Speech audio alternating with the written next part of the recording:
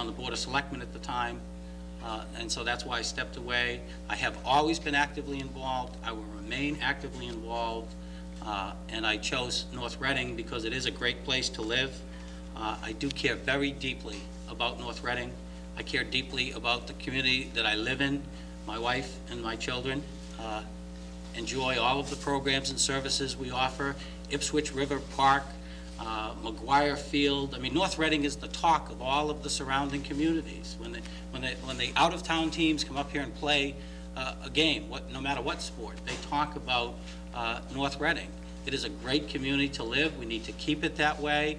I will commit to you to work towards developing a plan, and most importantly, I will commit to you to listen to each and every one of you so that you have input, and we need to take all that diversity of opinion and bring it all together into a plan that moves us forward as a community.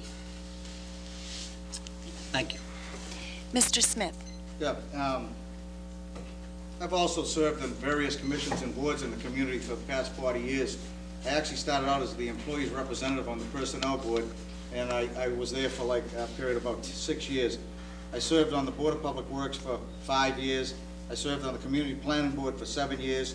I served on the Finance Committee for a period of 3 years. And then I went on the Board of Selectmen. After I got off the board, I did get off the Board of Selectmen for one period of year. I was a lieutenant on the police department. The town council challenged me. We went through every court in Massachusetts. I finally just said, hey, this is getting too expensive to everybody. I'll step down. I stepped down when I retired from the police department. I went back I ran and got elected back on the Board of Selectmen. I've been there ever since. But I enjoy it. I really, really enjoy it. And I know you do a lot of battles with a lot of commissions and committees, and I respect every one of those people that serve on those various boards. And I certainly hope they respect my positions too, because I take positions of everybody in the community.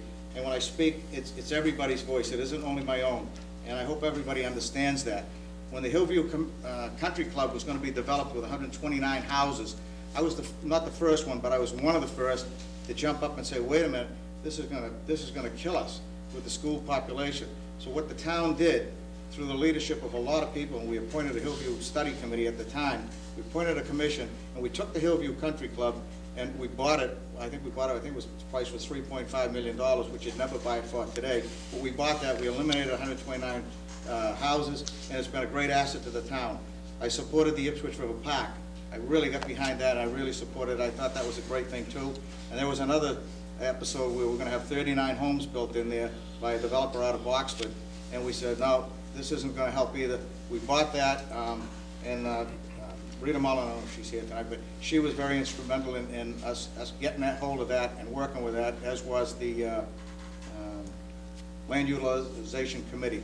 They worked very, very hard. There were some people on that committee, you can't believe the amount of time they put into it. But it's a great town, and I certainly want to continue serving. Thank you. Thank you. Mr. Bagan. Yes, since I moved to town a while back, I've worked diligently toward this election. My experience in North Reading on the Finance Committee and on the Board of Selectmen has prepared me for the next term that I'm looking forward to. I've listened to the majority, and we'll look for more accountability in town government. Thank you very much, and vote on May 8th. Mr. Mounter. Yeah, I lived in town since 1983, and I worked in town a lot before that too. I'm a mechanical design engineer by trade, and I spend my time problem solving all day long. So I'm used to earning my living in that fashion. I'm an associate of the Conservation Commission. I'm particularly interested in conservation issues and water supply issues and the like. And my reason for running really is to really just keep the idea of dual tax rates in the public's mind, that it really is up to the voters of this town. It's their government. They can decide this. It's the government of the people, by the people, and it's their decision. It's an indirect decision, but nevertheless, the voters of this town can decide what's best for this town. You know, the corporations, Teradyne and Walmart, I mean, they don't offer to build us schools or anything. We have to do this for ourselves. So I think we have to decide what's best for this town and how to raise the money. We can't rely on the commercial and business interests to do that for us. Thank you. Mr. Muldoon? I'm running for selectman because I think I can make a difference. I'm a manager in a public service agency for over 20 years. I believe in open discussion, and I believe that government needs to listen. They need to be sensitive to issues, and they need to address all the concerns of all the individuals. I think the role of selectmen and the Board of Selectmen is to optimize the well-being of North Reading.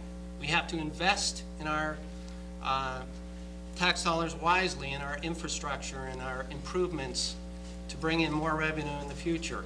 We need to control residential growth. We need to expand our commercial tax base, track business, solve the sewer system, bring in sewerage to the streets that need to attract business. We need to expand and improve the business district. We need to solve the town construction needs, school, police station. We need to work with the school committee for the operating budgets. And most of all, we need to bring North Reading back together again. We need to unite with common goals for investment to reach financial stability in this town. I'm a little concerned about the divisiveness that has occurred here. There is a gentleman who wrote a book called Chain Reaction. It's about his daughter who was killed in Columbine High School. And his loving memory of her is that she tried to start a chain reaction in that school of compassion, kindness, mercy. I think we need to do a little bit of that here. We need to start a chain reaction of compassion, kindness, working together, and I think, and consensus. And I promise to do my best to do that, to make North Reading the best town it can be. I hope I can get your support and your help, and I hope you'll come out to vote for me on May 8th. And I'd like to thank the League of Women Voters, and I'd like to thank all of you very much. Thank you. Gentlemen, you may return to the audience, and we'll ask the school committee to come up.